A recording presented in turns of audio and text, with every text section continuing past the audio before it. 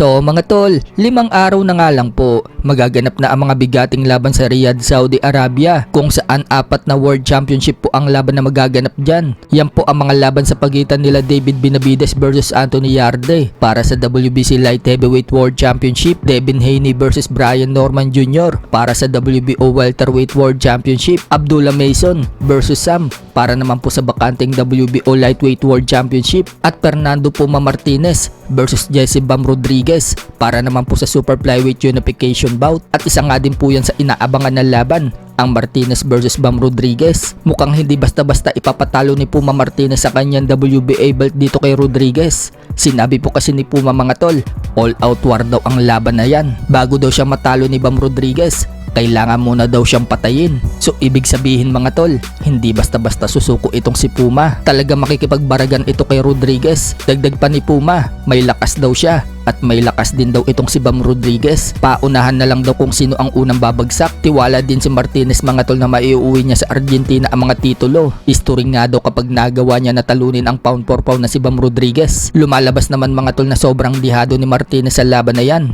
3.5% lang kasi ang tsansa ni Martinez na mananalo, habang 96.6% naman ang tsansa na manalo ni Bam Rodriguez. Plus 550 nga po kung tatayaan mo itong si Martinez, habang negative 900 naman kung kay Jesse Bam Rodriguez ka tataya. Sa kabilang banda naman mga tol, 12 araw na nga lang po, laban na din ng anak ni Legend Manny Pacquiao na si Jimwell Pacquiao sa pro debut nito sa California, USA kontra dito sa Amerikanong si Brendan Lally. Tinuturuan po ni Buboy Fernandez si Jimwell ng teknik kung paano ang gagawin kung sakaling magulang ang kalaban. Sinabi ni Buboy Fernandez kay Jimwell, maging matalino daw ito at wag daw masyadong mabait sa ibabaw ng ring. So dumikit nga po itong si Buboy at parang inaapakan ni Buboy ang paa ni Jimwell. Ang ginawa ni Jimwell mga tol, tinulak niya itong si Buboy gamit ang braso. So kailangan talaga yan sa boxing mga tol na may konting gulang ka, lalo na kung ginugulangan ka ng kalaban mo. Mark, okay?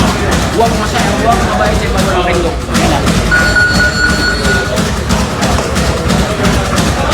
Sa ibang balita naman mga tol, former 3 Division World Champion General Casimero, puspusan na po ang pag-iinsayo niya. 1 buwan na lang po kasi mahigit, lalaban na naman po siya sa Japan. Medyo limitado na din ang mga video na inilalabas ni Casimero, hindi tulad ng dati na ipinapakita na ito ang sparring at mga meet session niya. Pero ngayon mga tol, medyo limitado na. Mismong si Casimero na ang nagsabi na mukhang natiktikan siya ni Kuyonosuke Kameda noong mag-training siya sa Japan. Kaya nalaman ni Kameda ang game plan niya. Ngayon, dito na sila sa Pinas nagtitraining, kaya malilihim na niya ang game plan na gagamitin niya sa laban. Sana'y puwersa naman po ang promoter ni Casimero na si Koki Kameda at dating may hawak kay Casimero na si Sean Gibbons. Maglalaban kasi ang bata ni Koki Kameda na si Masamichi Yabuki, ang kasalukuyang IBF Flyweight World Champion, at bata ni Gibbons na si Felix Alvarado. Sa card na yan mga tol, kasama ang lalaban si Casimero, kaya undercard po itong si Cuadro Alas mga tol. Hindi natin alam kung si Casimero ba yung co-main event. Wala pa po kasing inilalabas ang Kameda promotion ng full card.